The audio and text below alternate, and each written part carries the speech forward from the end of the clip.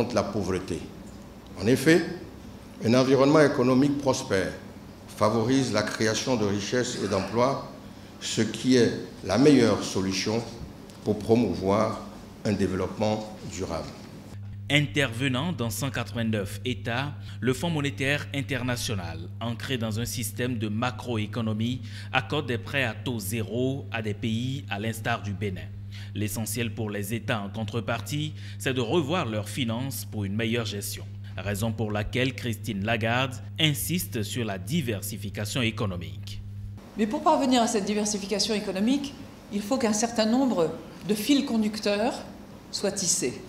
J'évoque évidemment la notion du tissu parce que c'est une des richesses magnifiques de votre pays. Et donc il s'agit avant tout de donner aux citoyens les clés permettant de tisser cette économie. Ça veut dire aussi participer à la motivation des entrepreneurs qui lancent de nouveaux projets dans des secteurs économiques prometteurs. Ça veut dire encourager les travailleurs qui cherchent à acquérir les compétences requises pour décrocher de nouveaux emplois dans des secteurs nouveaux.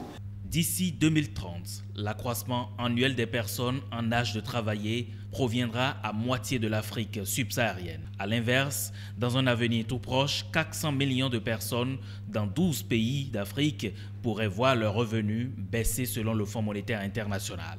Occasion donc pour les pouvoirs publics de relever un certain nombre de défis, notamment démographiques.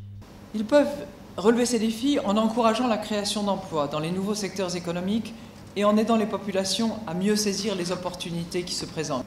Par rapport à un certain nombre de pays en développement dans le monde, le Bénin est en position de force.